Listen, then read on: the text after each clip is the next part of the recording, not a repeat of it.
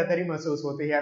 तो आपको इसका आंसर बताना है। प्रश्न है आपके सामने, in which of the following years 26 January was celebrated as an independence day.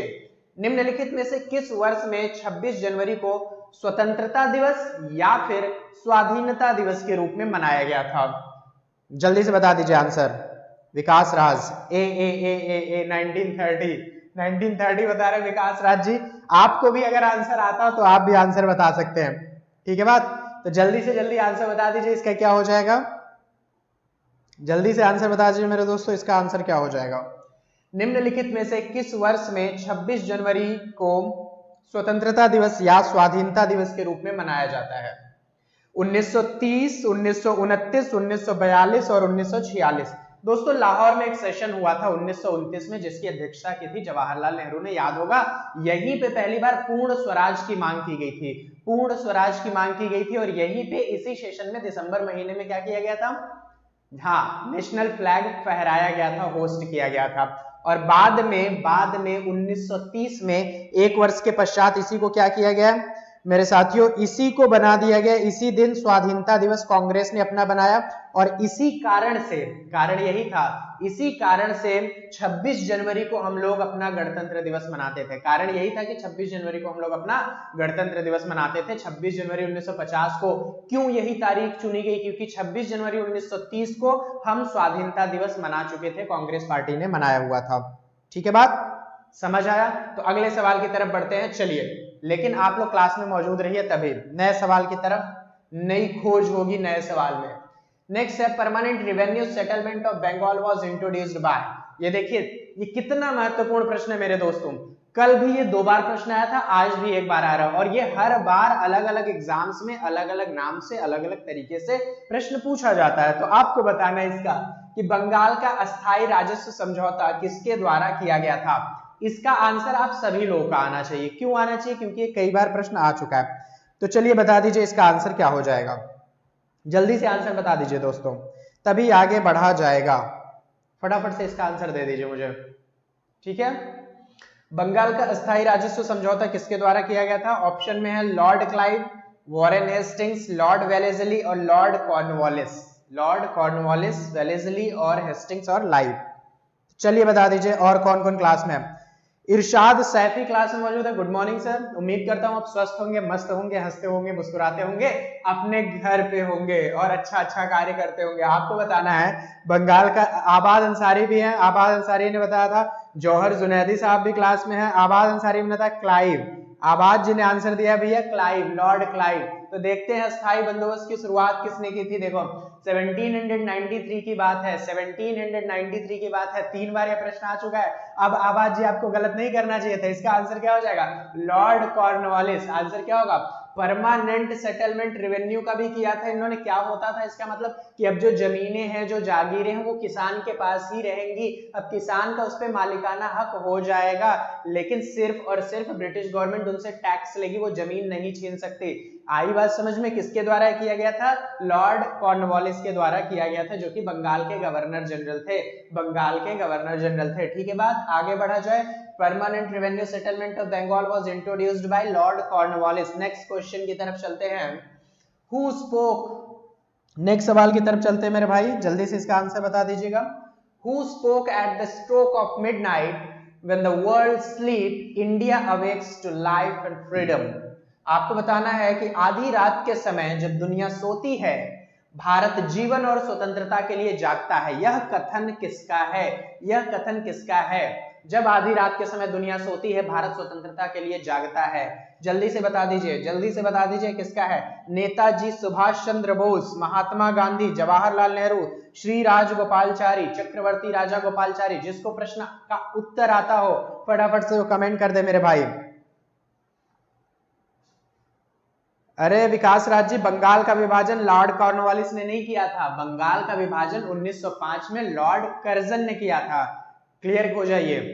Bengal का विभाजन 20 जुलाई 1905 को घोषणा किए थे लॉर्ड कर्जन साहब कि 16 अक्टूबर 1905 को, इसको 1905 वाली बात बता रहा हूं, 1793 नहीं, 1905 16 अक्टूबर को बंगाल का विभाजन किया जाएगा। और उस समय कौन था 1905 में? आपको पता ही होगा उस समय कौन था? वायसराय था लॉर्ड कर्जन। ठीक है बात, उम्मीद करते हैं आपको समझ आया होगा। आबाद जी ने आंसर बताया चक्रवर्ती राजागोपालचारी, यानी डी। ना ना ना, आंसर क्या हो जाएगा? जवाहरलाल नेहरू। जवाहरलाल नेहरू ने बोला था भैया आधी रात के समय, यानी वही वाला 14-15 अगस्त 1947, 14-15 अगस्त 1947 वाली कहानी थी। आधी रात यानी लगभग 11:30 पे सिग्नेचर हुआ था पाकिस्तान को नया देश बनाने के लिए, और 12 बजे के बाद भारत पे सिग्नेचर हो गया, भारत के पेपर पे सिग्नेचर हो गया कि भारत अलग देश बन गया। यानी 12 बजे के बाद हुआ तो 15 अगस्त हो गया, 12 बजे के पहले हुआ रात में तो 14 अगस्त हो गया। तो इसी समय इसी चीज को देखते हुए जवाहरलाल नेहरू ने वक्तव्य दिया था। क्लियर है बात? आंसर क्या होगा? जवाहरलाल नेहरू।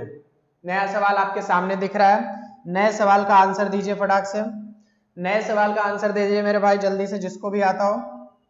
चलिए, Who started the first English newspaper in India? Bharat में पहला अंग्रेजी अखबार किसने शुरू किया था? उससे पहले आपको बताना है कि भारत का पहला अंग्रेजी अखबार था क्या, बाद में बताना है मुझे। चलो जल्दी बताओ। बाल गंगाधर तिलक यानी बीजी तिलक, राजा राममोहन रॉय, राजा की उपाधि इनको अकबर सेकंड ने दी थी, याद रखिएगा। J.A. Hicky, Lord William Bentinck, राजा की उपाधि राजा राममोहन राय को अकबर द्वितीय ने दी थी, याद रखिएगा।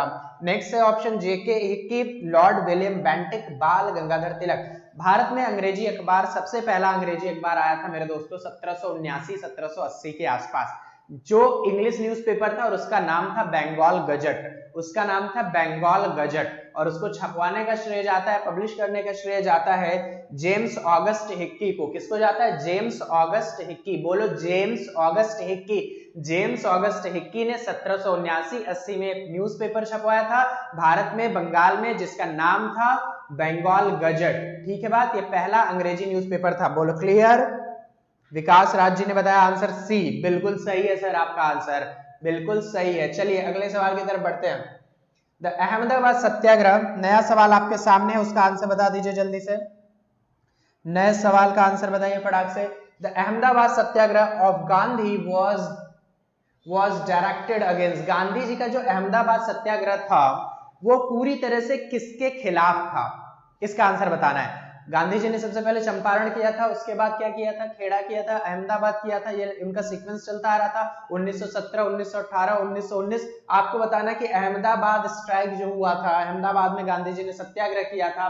पहली बार गांधी जी ने सत्याग्रह को हथियार की तरह प्रयोग किया था, वो यही वाला स्ट्राइक है। पहली बार, प्रश्न आपसे पूछेगा कि पहली बार गांधी जी ने सत्याग्रह का प्रयोग हथियार के रूप में किया था, तो वो अहमदाबाद सत्याग्रह था। आपको बताना वो किसके खिलाफ था। विधि केशवानी क्लास में मौजूद है, गुड मॉर्निंग मैडम। आपको आंसर बताना, न्यूज़पेपर का नाम नहीं पता। न्यूज़पेपर का नाम सर बंगाल गजट था, न्यूज़पेपर का नाम बंगाल गजट था। ठीक है, आपको बताना इसका आंसर हो जाएगा ब्रिटिश मिल मालिक और सरकारी अधिकारी के खिलाफ, भारतीय मिल मालिक और गैर सरकारी अधिकारी के खिलाफ, या फिर ब्रिटिश गैर सरकारी अधिकारी के खिलाफ, या फिर भारत सरकार के खिलाफ। तो चलिए जिसको भी आंसर आता हो बता सकता है। विधि केशवानी ने बताया 5 का ए यानी British mill owners and government official. वाह, क्या आंसर आया, जबरदस्त आंसर। क्या यही हो जाएगा? जी हाँ, बिल्कुल सही बात है। ये था मिल मजदूर का स्ट्राइक, गांधी जी के द्वारा सपोर्ट किया गया था। Gandhi ji was leader of mill strike. ठीक है बात? और ये कॉटन की फैक्ट्री थी, कॉटन यानी कपास। कपास भारत में सबसे पहले इंडस वैली सिविलाइजेशन में हुआ था पूरे विश्व में। ठीक है, वही वाला कपास, वही वाला कॉटन। तो यहाँ पे सबको बोनस मिलने वाला था, लेकिन किसी को नहीं मिल रहा था, अधिकारी नहीं दे रहे थे। तो ब्रिटिश मिल मालिक के खिलाफ, ब्रिटिशर्स कंपनी थी, और जो भी उसके सरकारी ऑफिशियल थे उनके खिलाफ गांधी जी ने सत्याग्रह किया, और अंग्रेजों को 1918 में इनके सत्याग्रह को मानना पड़ा और इनके बोनस को देना पड़ा। Is it clear? कब हुआ था? 1918 में। क्या था? अहमदाबाद मिल मजदूर हड़ताल। बोलो समझ आया? तो अगले सवाल की तरफ बढ़े। जी सर बढ़ो। विकास राज, लेबर की मांगों के लिए, बिल्कुल सही सर जी, लेबर की, मजदूर की मांगों के लिए किया गया था। विकास जी ने बिल्कुल सही बताया। नया सवाल आपके सामने है, तो फटाक से पढ़िएगा मेरे भाई नए सवाल को। क्या है? विच टाउन या city in India has got a tower या फिर मीनार नेम्ड आफ्टर मोहम्मद अली जिन्ना? भारत के किस शहर को मोहम्मद अली जिन्ना के नाम पर एक मीनार मिली है? हाँ जल्दी से बता दो मेरे भाई, क्या हो जाएगा आंसर? मुंबई, अलीगढ़, कालीकट और गुंटूर। जिसको आंसर आता है वो बता सकता है। आपके सामने प्रश्न है, फटाफट से बता दो प्रश्न। ए होगा सर, बिल्कुल सही सर, उसका आंसर ए होता है। अब बताना है आपको क्वेश्चन नंबर 6 का आंसर क्या हो जाएगा, तो जल्दी जल्दी बता दीजिए क्या होगा क्वेश्चन नंबर 6 का आंसर। क्वेश्चन नंबर 6 का आंसर बता दीजिए। मुंबई, अलीगढ़, कालीकट और गुंटूर। तो देखो आंध्र प्रदेश में एक जगह है गुंटूर, आंध्र प्रदेश में एक जगह है गुंटूर, वहां पे एक लैंडमार्क बन चुका है किसका, मोहम्मद अली जिन्ना साहब का। वो टावर मोहम्मद अली जिन्ना साहब को पीस और हार्मोनी का टावर कहा जाता है, यानी symbol of peace and harmony, शांति और सामंजस्य का प्रतीक कहा जाता है उस टावर को। और वो है कहाँ पे मेरे भाई, गुंटूर में। कहाँ पे है बोलो, गुंटूर में। गुंटूर कहाँ पे है बोलो, आंध्र प्रदेश में। किसके नाम पे बोलो, मोहम्मद अली जिन्ना के नाम पे। ठीक है, बात क्लियर है इतनी बात। मोहम्मद अली जिन्ना पहले वजीर आजम कहाँ के बने थे, पाकिस्तान के। चलिए इसका आंसर क्या हो जाएगा, आप सभी लोग को पता है, इसका आंसर होगा गुंटूर। नया सवाल, हु रोट सरफरोशी की तमन्ना अब हमारे दिल में है, देखना है जोर कितना बाजुए कातिल में है। ये तो ऐसे ही है, आप बताइए इसको लिखा किसने है, इसको लिखा किसने है। मोहम्मद इकबाल, राम प्रसाद बिस्मिल, काजी नजरुल इस्लाम, फिरोग गोरखपुरी। जल्दी से बता दो किसने लिखा है, फिराक गोरखपुरी ने लिखा है या काजी नजरुल इस्लाम ने लिखा है, राम प्रसाद बिस्मिल ने, मोहम्मद इकबाल ने। जल्दी जल्दी बता दीजिए मेरे भाई, जल्दी जल्दी बता दीजिए। पहले तो इसको लिखा था देखो बिस्मिल नजीम बड़ी ने लिखा था इसको, बिस्मिल नजीम बड़ी, लेकिन बाद में किसके हाथ में चला गया, बाद में इसका रिटेन उन्होंने किया है, बाद में इसका नाम बदल के क्या हो गया है, राम प्रसाद बिस्मिल। किसको श्रेय जाता है मेरे भाई, राम प्रसाद बिस्मिल। बोलो राम प्रसाद बिस्मिल। इन्होंने क्या लिखा है, सरफरोशी की तमन्ना अब हमारे दिल में है, देखना है जोर कितना बाजुए कातिल में है। बाजुए कातिल में है किसने लिखा, राम प्रसाद बिस्मिल। नया सवाल, अरे विकास राज जी गलत नहीं होता है, गलत नहीं हुआ आपका, असफल नहीं हुए आप, आपने ट्राई किया, आपने प्रयास किया है। सत्येंद्र कुमार जी क्लास में मौजूद हैं, सादर प्रणाम आपको, स्वागत है आपका। आपको बताना है इसका answer, which of the following acts gave representation of the Indians for the first time in legislation। निम्नलिखित में से किस अधिनियम ने पहली बार कानून में भारतीय का प्रतिनिधित्व किया था, किस अधिनियम में भारतीय में कानून का प्रतिनिधित्व किया था, भारतीय कानून का प्रतिनिधित्व किया था। अरे भाई जिसको आंसर आता है वो बता सकता है, आपके सामने देखिए है इंडियन काउंसिल एक्ट 1909, भारतीय परिषद अधिनियम 1909, इंडियन काउंसिल एक्ट 1919 यानी भारतीय परिषद अधिनियम 1919, गवर्नमेंट ऑफ इंडिया एक्ट 1935 यानी भारत सरकार अधिनियम 1935, गवर्नमेंट ऑफ इंडिया एक्ट। जल्दी जल्दी बता दीजिए मेरे भाई। ये देखो सी और डी तो दोनों ऑप्शन एक ही है, सी और डी दोनों ऑप्शन एक ही है, तो दोनों में से कोई एक हो जाएगा आंसर, अगर आपको लगता है कि वही होगा तो, अगर नहीं लगता तो नहीं होगा। मोहम्मद इकबाल, अरे वाह सही पकड़े हैं, सही पकड़े हैं लास्ट वाले का।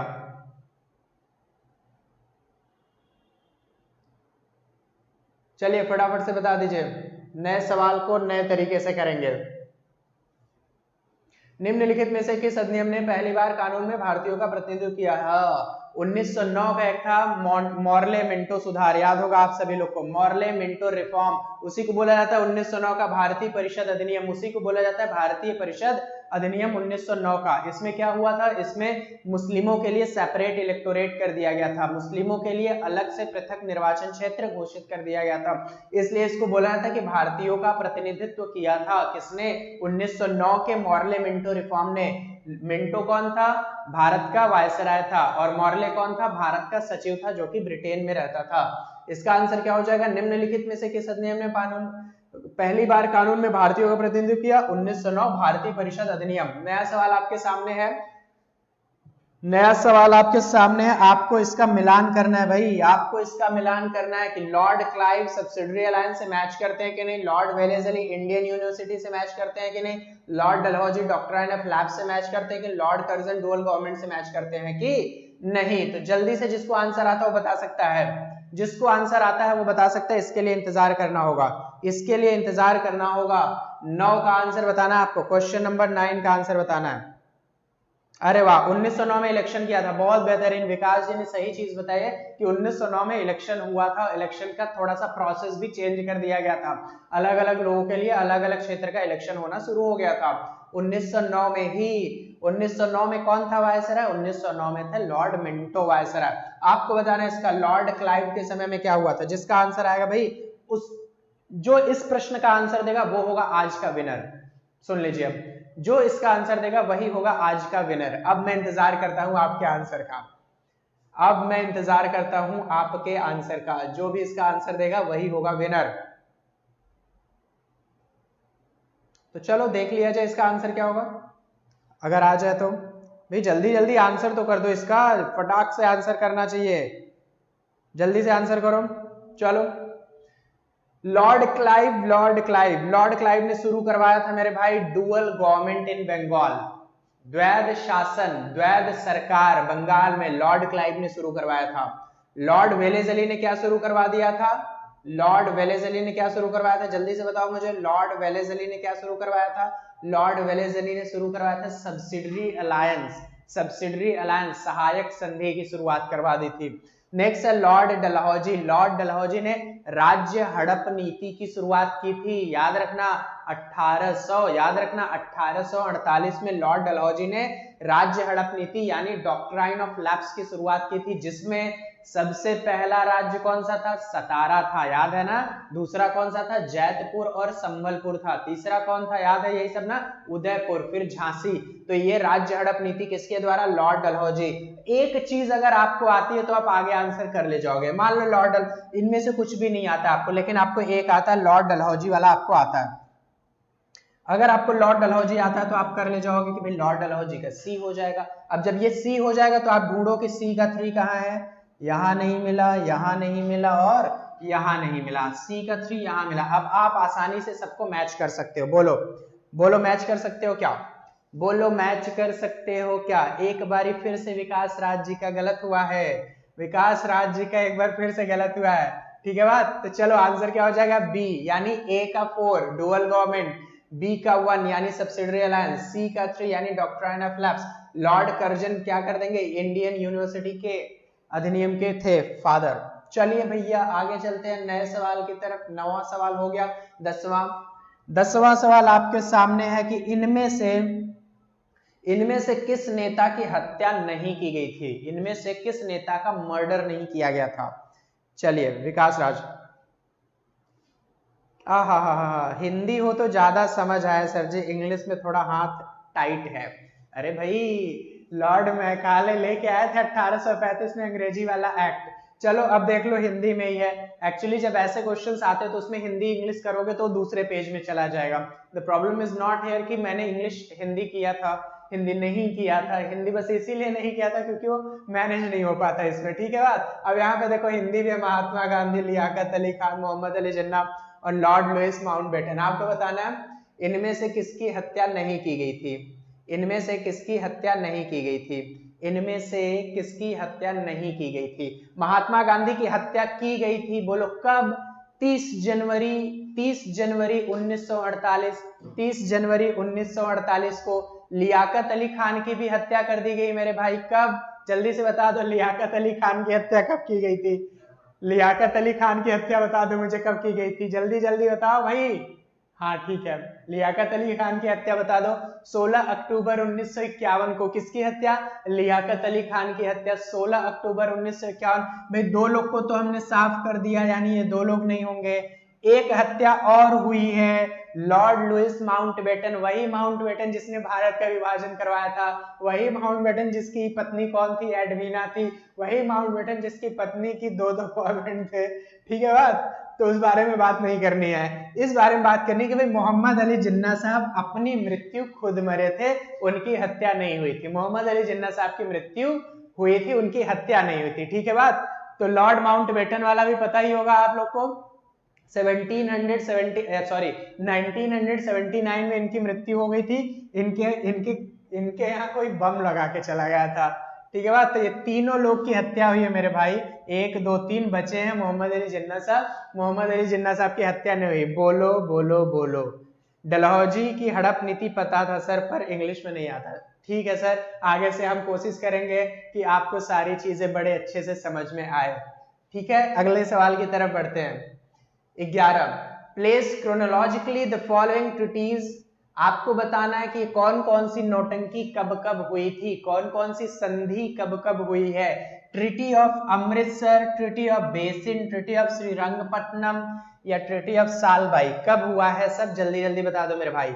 फटाफट देखो, अभी कल वाले क्वेश्चन में मैंने बताया था कि ट्रीटी ऑफ बेसिन हुआ था 1802 में बाजीराव सेकंड और अंग्रेजों के बीच में। बाजीराव सेकंड अंतिम पेशवा थे मराठाओं के। तो ट्रीटी ऑफ बेसिन तो आपको पता चला, मैंने बताया 1802। चलो सेकंड का क्वेश्चन, आप 2 2 2 2 ढूंढ लो। देखो 1 2 का 2 यहां मिला, 1 2 का 2 यहां मिला। अब बोलो क्या होगा? अब नहीं समझ है, अभी 2 मिल गया। तो ये समझते हैं कि ट्रीटी ऑफ श्रीरंगपट्टनम हुआ था मेरे भाई टीपू सुल्तान और अंग्रेजों के बीच में। टीपू सुल्तान और अंग्रेजों के बीच में, बोलो टीपू सुल्तान और अंग्रेजों के बीच में।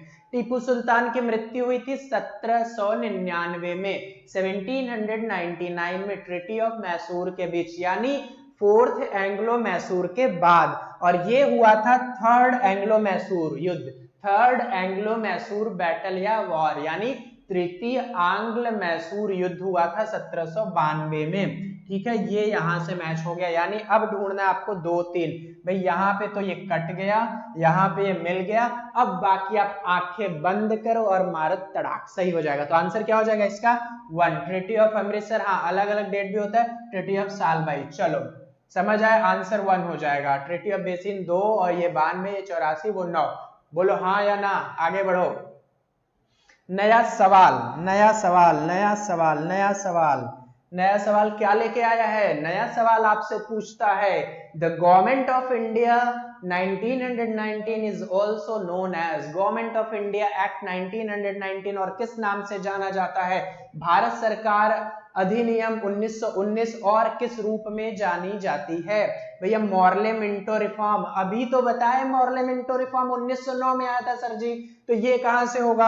आप ही ने तो बताया कि मॉर्ले मिंटो रिफॉर्म 1909 में आया था, तो ये तो ना होगा। रेगुलेटिंग एक्ट सर हमको पता है कब आया था, कब आया था जल्दी से बताओ। रेगुलेटिंग एक्ट सर आया था 1773 में, 1773 में आया था, तो ये तो होगा ही ना। सर पीट्स इंडिया एक्ट तो आपने कल वाले क्लास में बताया था 1784 में आया था। पीट्स इंडिया एक्ट कब आया था? 1784 में आया था, तो सर जी ये भी ना होगा। तो होगा क्या sir ji? Montagu Chelmsford reform. क्या हो जाएगा? मॉन्टेग्यू चेम्सफोर्ड रिफॉर्म हो जाएगा। इसमें से कौन है? एक तो एक तो भारत का सचिव है और दूसरा कौन है? भारत का वायसराय है। बोलो हाँ या ना, बोलो समझ आया कि नहीं आया? बोलो सर जी मॉर्ले मिंटो कब था? 1909 था। बोलो सर जी रेगुलेटिंग एक्ट कब था? 1773 में था। सर जी पीट्स इंडिया एक्ट कब था? बोलो 1784 में था। बचा मॉन्टेग्यू चेम्सफोर्ड सुधार, तो ये कब था? 1919। बोलो हाँ या ना, बोलो ठीक, बोलो ठीक बात। किशन विश्वकर्मा क्लास में मौजूद है। 11 का ए, अरे 12 का बोलना है भाई, 12 का बोलना है। हम तो पहुंच गए हैं 13 पे। यहाँ लिखा है बिहार शोक, बिहार की शोक नदी किसको कहते हैं? बिहार की शोक नदी बोलते हैं कोसी को। बोलो कोसी। हाँ यहाँ बोलना है who is called the father of the Indian national Congress. Indian national Congress का पप्पा किसको कहा जाता है? इंडियन नेशनल कांग्रेस का जनक किसको कहा जाता है? इंडियन नेशनल कांग्रेस का जन्मदाता किसको कहा जाता है? अरे बोलो बोलो, क्या होगा आंसर? महात्मा गांधी। भाई राष्ट्रपिता यही है क्या? इन्हीं को कर दिया जाए क्या? लगता तो यही है। ए ओ ह्यूम, ये तो कोई अंग्रेज टाइप से लगता है। लोकमान्य तिलक, अरे ये तो वही है लोकमान्य तिलक, बाल गंगाधर तिलक, वही लोकमान्य तिलक। लोकमान्य टाइटल इन्होंने अपने से ही ले लिया था, यानी सबका चहेता, सबके द्वारा मान लिया गया। लोक मतलब जनता, मान्य मतलब मान ली, जनता ने मेरे को मान लिया। और एक है सुरेंद्र नाथ बैनर्जी। अभी आपको बताना है आईएनसी की शुरुआत किसने की थी। मेरे भाई क्वेश्चन नंबर 13 का आंसर दो, तभी मैं बताऊंगा, अन्यथा मैं नहीं बताऊंगा। ठीक है बात? आपका आंसर आएगा 13 का बी, 13 का बी। अरे विकास राज्य तो आज छा गए पूरे क्लास में, विकास राज्य छाए हुए हैं भाई। 13 का बी बता रहे हैं। अभी गलत हो जाएगा तब क्या हो जाएगा विकास राज्य? बोलो गलत हो जाएगा कि नहीं? तो जल्दी से बता दो, हाँ सर हो जाएगा, नहीं हो जाएगा। चलो 13 का बी विकास राज्य ने आंसर दिया है। अब देखते हैं किसी और का भी आंसर आता है तो भाई बड़ा ही मजेदार हो जाएगा। तो इसका आंसर देखो, चलो क्यों समय खत्म करें, क्वेश्चन बहुत ज्यादा है। तो इसका आंसर होगा 13 का बी, एलन ऑक्टेवियन ह्यूम इनका नाम है। रिटायर्ड आईसीएस ऑफिसर थे, रिटायर्ड आईसीएस ऑफिसर थे। भारतीयों के लिए बहुत सोचते थे, बुजुर्ग हो चले थे। एक समय है 28 दिसंबर मेरे भाई, एक समय 28 दिसंबर 1885, इसी दिन को पहली मीटिंग करवा दी थी इन्होंने आईएनसी की मुंबई में। कहां पे? मुंबई में, गोकुलदास संस्कृत तेजपाल कॉलेज में। और यहीं पे कांग्रेस पार्टी की स्थापना हुई थी। किसने करवाई थी? एओ ह्यूम ने करवाई थी कांग्रेस पार्टी की स्थापना। ठीक है बात? आई समझ में बात? और इसका पहला अध्यक्ष कौन था? बोलो डब्ल्यू.सी. बैनर्जी। कांग्रेस का पहला अध्यक्ष कौन था? बोलो डब्ल्यू.सी. बैनर्जी, व्योमेश चंद्र बैनर्जी। क्लियर है इतनी बात? बोलो यस सर क्लियर है। तो बोलो आगे चले। राष्ट्रपिता आंसर नहीं होगा, लोकमान्य तिलक आंसर नहीं होगा, सुरेंद्रनाथ बनर्जी आंसर नहीं होगा। तो आंसर होवेगा का? आंसर होगा Allan Octavian Hume. Allan Octavian Hume को कांग्रेस का पापा कहा जाता है। चलिए चलिए, सोनिया शर्मा क्लास में मौजूद है? नहीं सर गलत नहीं होगा। अरे इतना कॉन्फिडेंस है तो मैं गलत करूंगा ही ना। Which of the following statements best explains the nature of revolt of 1857? इनमें से कौन सा ऐसा कथन है जो 1857 के विद्रोह को बिल्कुल सही साबित करता है? चलो, निम्नलिखित में से कौन सा कथन 1857 के विद्रोह की प्रकृति को व्याख्या करता है? सत्ता हासिल करने के लिए पुराने राजनीतिक आदेश का अंतिम प्रयास, ब्रिटिश सेना के सिपाहियों के एक वर्ग का विद्रोह, आम शासन को उखाड़ फेंकने के लिए आम लोगों का संघर्ष, एक समिति, भारतीय राष्ट्र की स्थापना का प्रयास। हाँ, इंतजार है आप सभी के आंसर का। विकास राज मुंबई के ठाणे में, अरे वाह। मोहम्मद आजम भी क्लास में मौजूद है, good morning, very good morning. Bhajan भी क्लास में मौजूद है, आप सभी का स्वागत है। लेकिन आपको यहाँ पे मिठाइयां बट रही हैं और इसका आंसर दोगे तभी मिलेगा। तो जल्दी से बता दो, विच of the following statement best explains 1857 की क्रांति को इनमें से कौन सा सबसे सही साबित करता है? मेरे भाई 1857 में क्रांति हुई। देखो 1857 में क्रांति हुई, ये वही समय का क्रांति है जब किसके? मुगलों को, यानी शाह आलम सेकंड को, बहादुर शाह जफर को मुगल के ही दिल्ली के लाल किले में नहीं जाने दिया गया लॉर्ड निकोलस के द्वारा। चार्ल्स निकोलस ने उनको जाने ही नहीं दिया, बोला ना ना ना तू ना जाएगा भाई, अब इस पे अब उनका अधिकार है। तो ये बहादुर शाह जफर के नेतृत्व में रिवोल्ट शुरू हुआ, बाकी सब लोग इंडिविजुअली अपना अपना रिवोल्ट किए। तो था क्या? सत्ता हासिल करने का प्रयास था। सत्ता हासिल करने के लिए पुराने राजनीतिक जो आदेश का था ये अंतिम प्रयास था, और ये प्रयास अंग्रेजों ने असफल कर दिया। अंग्रेजों ने इस प्रयास को फेल कर दिया और इनको भेज दिया बहादुर शाह जफर साहब को रंगून।